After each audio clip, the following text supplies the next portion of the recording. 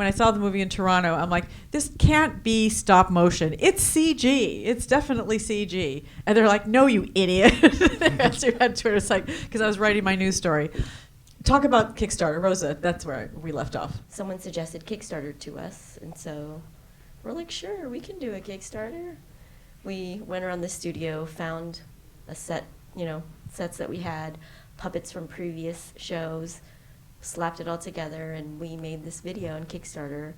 And 60 days later, we raised $406,000. That's crazy. Yeah, we were shocked. I mean, I think our original goal was 250 or 300 that we put on. We set it for 200,000, but we knew that wasn't enough to make the movie. Yeah. But that's what Kickstarter told us to put it at, because if you don't get everything, you don't get anything. But we actually printed out 20,000 postcards and took them down to Comic-Con, thinking that we were going to have to hand out postcards and do this like word of mouth. For the kick, like to promote the Kickstarter campaign. To promote the Kickstarter, exactly. But like we're in our car, like traveling to San Diego when the news kind of broke, and people started. We got contacted by like the Wall Street Journal and like other publications, and I guess we underestimated the power of like Charlie's name and other Dan Harmon and. Yeah. Dino. Yeah. And Dino, for sure, yeah. And then so ultimately you then used that, and how much more did you need to raise? Our budget came out to be about $8 million. I mean, I have been on one stop motion set in my life, which was Trey Parker and Matt Stone when they did. I'm going to get the name wrong. Who remembers the name of the movie? Team America. Team America. I want to say But that was Not- stop motion. not Those stop were- motion. It was a marionettes. They were marionettes. Yeah, marionettes. Yeah.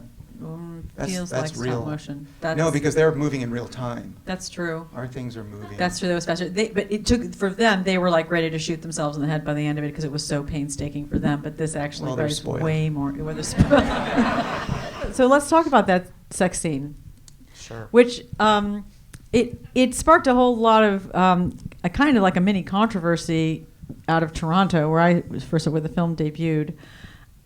I feel like that scene is very beautiful and very touching. And I watched it again tonight, and I had the exact same reaction. Yeah.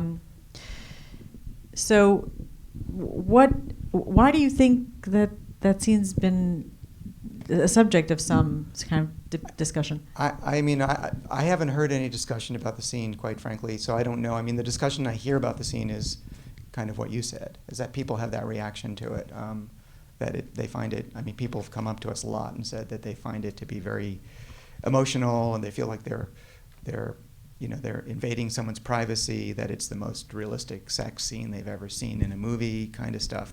I mean, I haven't heard anybody complaining about it, so I'm not sure what that. I don't mean complaining, what the just that it's like controversy- it's daring, it's osé, it's. Well, I mean, I think the thought is, and especially in the early days when we showed the movie, was that, oh, puppet sex, it's going to be like Team America, it's going to be funny, and it's going to be about how funny it is that puppets have sex, and we didn't want to do that. We wanted this to be like everything else in the movie. We wanted it to be, sort of an extension of the relationship of these two people as it progresses to that. So we wanted to play it that way, and it was very difficult.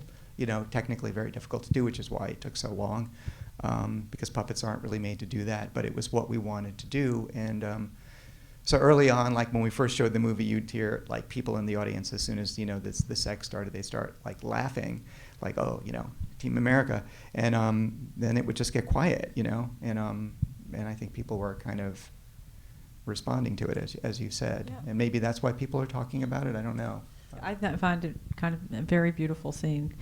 Thank you. So why did it take 6 months? Well, there's a couple different reasons why it took so long. There's sort of the emotional stuff that we talked about, because we had to figure all that stuff out.